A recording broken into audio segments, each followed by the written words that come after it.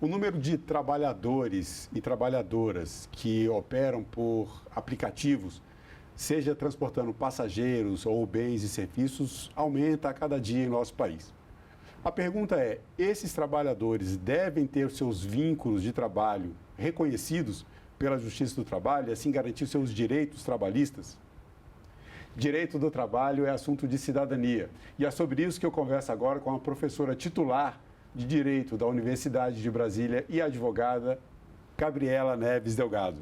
Gabriela, bem-vinda ao estúdio da TV Senado e ao programa Cidadania. Muito obrigada, Marcelo. Um prazer, estou à disposição. Bom, esse tema tem sido objeto de discussão, inclusive no Supremo Tribunal Federal, o tema 1291, que está discutindo a possibilidade de reconhecimento pela Justiça de vínculo de trabalho entre os trabalhadores que chamamos de plataformizados, sejam motoristas de aplicativos de transporte de pessoas, ou até aqueles que andam de moto ou de bicicleta transportando bens e serviços. Gabriela, vamos começar já trazendo a sua opinião a respeito desse assunto. Deve haver reconhecimento de vínculo de trabalho ou eles devem continuar atuando como autônomos, que é como muitos deles se reconhecem hoje? Bem, essa questão, ela de fato é uma das mais relevantes do mundo contemporâneo, com a tecnologia digital, a entrada da tecnologia digital em nossas vidas, né? Nós não imaginávamos há décadas atrás que nós lidaríamos com a tecnologia digital tal qual ela entrou no cenário das relações de trabalho.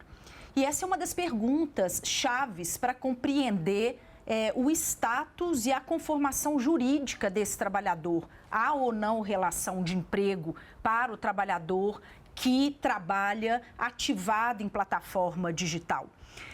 Veja, Marcelo, no direito do trabalho, para o reconhecimento de um vínculo de emprego, alguns elementos são elementos chaves nessa tipificação jurídica. Então, classicamente, esse trabalhador ele vai ser identificado como um trabalhador empregado se ele trabalhar com pessoalidade, se ele trabalhar sob subordinação, se ele trabalhar com onerosidade, portanto, recebendo, e com não eventualidade, que é um conceito que indica a permanência da prestação de serviço. No real do trabalho, o que nós observamos é que esses trabalhadores, eles de fato são trabalhadores que se subordinam à dinâmica da prestação de serviços que é direcionada pelas plataformas digitais. Então, se nós buscarmos pela linha do princípio da primazia da realidade sobre a forma, o entendimento de como de fato se estabelece esse trabalho, há um indicativo concreto de que esses trabalhadores se apresentam como trabalhadores empregados, porque esses elementos estão presentes. Em contrapartida, sob o ponto de vista da autonomia, o que nós observamos é que esses trabalhadores, de fato, não têm autonomia prevalecente na relação de trabalho, porque eles se subordinam, a denominação hoje atrelada à doutrina e à jurisprudência, é que eles se subordinam na perspectiva dos algoritmos. Por quê? Os algoritmos vão estabelecer controle do deslocamento, controle da qualidade do trabalho. Então, não há uma liberdade plena para gerir o próprio negócio. E nós poderíamos, Marcelo, inclusive avaliar se há uma liberdade plena sob o ponto de vista da livre iniciativa. Porque para um sujeito ser empreendedor de si próprio, ele precisa ter capital estruturado, ele precisa garantir os ônus e os bônus do empreendimento, dentro de uma compreensão de que a livre iniciativa, ela demanda responsabilidade. Isso significa que dificilmente um trabalhador que está dependente economicamente da plataforma, ele consegue gerir com plena autossuficiência um negócio. Gabriela, é interessante porque Sim. Essa é uma visão com um entendimento profundo das leis trabalhistas e dessas regras, de todo esse sistema, como ele funciona. Mas o fato que esses trabalhadores, muitos deles, como já há uma discussão, né, hoje no STF, passando aqui pelo Congresso Nacional também, essa possibilidade de os trabalhadores por aplicativo entrarem nas regras da CLT, quando eu converso com os motoristas, quando eu preciso do serviço dos motoristas de aplicativo, e perguntei para vários motoristas se eles prefeririam, né, ser vinculados às regras da CLT. Eles vão muito em cima dessa questão, porque eu não quero perder a minha liberdade de escolher o horário que eu vou trabalhar. Eles têm essa sensação de serem empreendedores. Por outro lado, eles deixam de ter alguns direitos que são próprios dos trabalhadores, que são regidos pelas regras do trabalho, como direito a férias, direito à aposentadoria e outras formas de proteção social. Sim. É possível vincular esses trabalhadores às regras trabalhistas que temos hoje, sem ferir essa liberdade que eles consideram tão importante para o exercício do trabalho deles, essa sensação de autonomia, pelo menos, que eles têm? Veja, esse é um ponto muito relevante para a nossa discussão. Por quê? O direito do trabalho, a consolidação das leis do trabalho, ela permite que trabalhadores empregados, há espaço regulado pelo direito do trabalho para que trabalhadores empregados tenham jornada de trabalho não controlada. Então, Marcelo, existem dois tipos, vamos dizer, de dinâmica na relação de trabalho. Você pode ter uma relação de trabalho com jornada controlada, mas você pode ter uma relação de trabalho, de emprego, com jornada não controlada, em que este trabalhador terá liberdade para gerir o horário, como, por exemplo, é o caso dos altos empregados gerentes, não do segmento bancário, mas da regra geral, como é o caso, por exemplo, dos empregados que exercem jornada externa ao âmbito empresarial, ao perímetro empresarial. Então, esta possibilidade existe no campo do direito do trabalho e da CLT. Esse esclarecimento ele precisa ser feito. Mas, para além disso, quando você me traz essa pergunta, que é uma pergunta da tutela trabalhista para esses trabalhadores, eu te provocaria, e a todos que aqui nos escutam, no sentido de que, independentemente do modelo contratual e do status da relação de trabalho, para todo e qualquer trabalhador, prevalece a compreensão do direito fundamental ao trabalho digno. O que eu quero dizer com isso? Que na linha constitucional de um constitucionalismo humanista, progressista, democrático, o texto constitucional com seus direitos fundamentais trabalhistas, ele deve integrar todo e qualquer trabalhador que exerça uma atividade de trabalho que possa dignificá-lo. Então, as diretrizes de exclusão do texto constitucional são os trabalhos que não dignificam o humano, como, por exemplo, a exploração por meio da escravidão. Isso significa, Marcelo, que nós devemos, enquanto intérpretes do direito do trabalho, e impulsionar as cortes nesse sentido, de que direitos fundamentais trabalhistas são para todos. Então, se você me perguntasse, direito fundamental trabalhista para quem? Para todo e qualquer trabalhador. Essa pergunta existe também em publicações suas de artigos, e é uma pergunta realmente provocativa e que nos leva a essas reflexões. A consolidação das leis do trabalho é de 1943. Sim. E as gerações mais jovens, inclusive desses motoristas ou trabalhadores plataformizados, que nem sempre são motoristas, como eu falei no começo da entrevista, muitos deles fazem uma associação entre o trabalho via CLT com um modelo antigo, ultrapassado de trabalho, né? Muitos jovens, inclusive, chegam a falar que a CLT, que eles não querem ser como os pais, que trabalhavam tanto e eram regidos pela CLT, e tem essa impressão de que o trabalho sem a CLT sem sem observação dessas regras, sem a carteira de trabalho assinada, que é o nosso símbolo para essa regência, né, das leis do trabalho, isso seria como algo ultrapassado para eles. Né?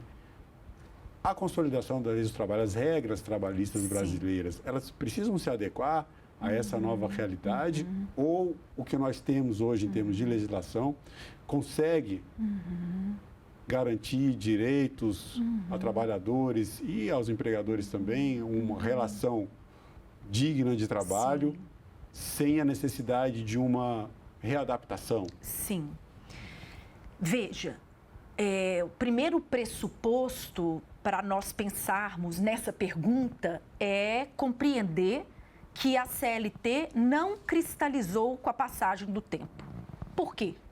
Porque o intérprete, ele fará a leitura da CLT a partir do texto constitucional, que é um texto aberto, integrativo, cujo bloco de direitos fundamentais de constitucionalidade é um bloco que pode ser acrescido, ampliado, a partir das complexidades do mundo da vida, que precisam ser geridas por esse espaço constitucional. Então, eu te diria assim, sob o ponto de vista do segmento privado da economia, a CLT é a que mais e melhor protege o sujeito trabalhador, se houver, é claro, a presença dos elementos da relação de emprego. É claro que existe uma linha mestra de direitos regulados no texto seletista e nós podemos ter legislações infraconstitucionais periféricas para estabelecerem particularidades do modus operandi de algumas relações específicas de trabalho. Então, eu te diria assim, Marcelo, por exemplo, quando a gente pega o trabalho em plataformas digitais, nós temos vários trabalhos em plataformas digitais. O trabalho do motorista, o trabalho do empregado ou do trabalhador vendedor, não é verdade? Sim, que é aquele que fica telemarketing. Mas vamos lá, eu estou te dizendo das plataformas digitais de consumo. Sim. Quando nós compramos por plataformas digitais e você tem ali atrás um trabalhador fazendo toda a logística da venda. Então, se nós compararmos trabalhadores motoristas com os trabalhadores de plataformas digitais que estão no comércio, existem algumas particularidades do modus operandi de cada um desses trabalhos. Então, isso significa que pode existir uma legislação específica para lidar com as particularidades. Mas você compreende que a coluna vertebral dos direitos fundamentais trabalhistas ela é a mesma e ela já está posta. Todo e qualquer trabalhador tem direito a um patamar mínimo remuneratório. Todo e qualquer trabalhador tem direito ao uso de equipamento de proteção individual se estiver numa condição insalubre de trabalho, por exemplo. Todo e qualquer trabalhador tem direito à desconexão. Esses pontos que você está trazendo já me trazem algumas perguntas. Agora eu vou pegar meio aqui um pouco um pinga-fogo. Sim. Pela realidade, né, você falou do postulado da realidade, sobre a forma. A realidade do trabalho, principalmente dos trabalhadores que trabalham como motoristas de aplicativos. Vamos falar principalmente desses que fazem o transporte de pessoas. Tem algumas características desses trabalhos que fazem parte dessa nova realidade. Uma delas é que eles se sentem empreendedores, mas na verdade eles estão trabalhando para uma empresa, seja como empreendedor, autônomo, eu não vou emitir aqui a opinião, mas o meio, o transporte é o carro deles. Então ele paga, em tese ele tem despesa com seguro, com IPVA, com a manutenção do veículo. Em caso de dano ao veículo, o prejuízo está todo colocado nas costas do profissional que atua para esses aplicativos. Uma eventualidade de reconhecimento de vínculo, por exemplo, distribuiria pelo menos essa responsabilidade entre trabalhador e empresa, já que hoje, no caso do motorista de aplicativo, ele arca com todos os custos? Eu acho que essa sua provocação me leva a pelo menos duas respostas nesse momento da nossa conversa. Primeira resposta. Há uma diferença entre o detentor, quem é o detentor do modo de prestação de serviço, que é a totalidade do negócio, vamos assim dizer. Isso é diferente daquele que é o detentor de um instrumento ou um instrumental de trabalho. Não necessariamente quem tem um instrumento de trabalho, um instrumental de trabalho, é o detentor do negócio. Então, essa é uma confusão que precisa ser esclarecida. O fato de o trabalhador contar com um instrumento de trabalho não necessariamente o faz o dono do negócio. Por isso que essa expressão que foi tão reconhecida na doutrina da falácia do trabalhador como empreendedor de si próprio, porque muitas vezes ele não tem, de fato, os recursos responsabilizatórios, de encargos e verbas, capital financeiro, para de fato ter o próprio negócio, gerir o próprio negócio. Haja vista, Marcelo, por exemplo, que a grande maioria dos litígios na Justiça do Trabalho, os dados oficiais demonstram que são trabalhadores que acionam a Justiça do Trabalho para discutir salário de até R$4.000. Então, eu estou te fazendo essa pergunta no seguinte sentido, tá bem? Vamos pegar um trabalhador que tem a sua bicicleta. E então, ele se desloca de bicicleta para entregar alimentos. Certo. A minha pergunta é, esta condição, veja, nós precisamos valorizar quem trabalha assim. Tanto sob o ponto de vista de enxergar essa pessoa, como sob o ponto de vista de garantir-lhe direitos. Mas a minha pergunta é, o fato de ele ter a bicicleta faz dele um microempreendedor, um dono do próprio negócio? Ele consegue gerir o deslocamento, as regras, a comida que vai ser distribuída é dele, a precificação, regra geral não. E aí, a segunda parte da minha resposta para você é o desafio que as relações de trabalho em plataforma, elas trazem para um elemento que é crucial no campo do direito do trabalho, que é denominado de alteridade trabalhista. Porque, em regra, o ônus da contratação e do empreendimento corre por conta do empregador. Então, de fato, essa dinâmica do real do trabalho que você me traz mostra o desafio do mundo atual contemporâneo. Porque esse trabalhador precisará arcar com algumas despesas do trabalho que, na realidade, deveriam ser arcadas pelo dono do negócio. Esse é um paradoxo. Gabriela, tem um outro ponto que está relacionado a essa primeira pergunta. Uhum. E aí a gente entra numa questão também até ecológica. Sim. Né? A gente está falando aqui de sustentabilidade agora. Vou falar sobre a sustentabilidade. Um dos aspectos que tem sido apontados nos estudos, nas leituras que eu fiz para a gente ter um pouco mais de profundidade aqui nessa nossa conversa, mostra que esses trabalhadores e trabalhadoras, é bom que a gente coloque nos dois gêneros aqui, embora a maioria, especialmente dos aplicativos, sejam homens, mas há trabalhadoras também, tem algumas questões como desgaste por pressão de trabalho, estresse, a necessidade de jornadas extenuantes, jornadas muito longas de trabalho para conseguir ter um rendimento um pouco melhor no final do mês. A maior parte desses trabalhadores e trabalhadoras não está recolhendo previdência e nem tem sequer um plano de previdência privada. Não tem um seguro para o seu veículo, a maior parte deles não consegue pagar um seguro porque existe aí uma questão até imediata de ter uma renda mais imediata.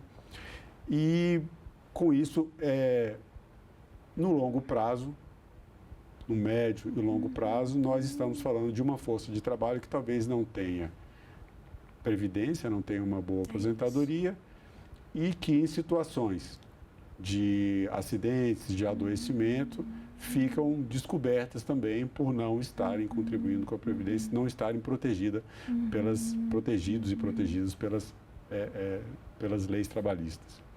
Sim. Essa situação torna esse tipo de trabalho, da maneira como é hoje, insustentável? E completando a pergunta, como resolver essa situação? Vamos lá. Vamos ver. Com toda certeza, a gente está falando de uma realidade de trabalho insustentável, sob o ponto de vista constitucional. Por quê?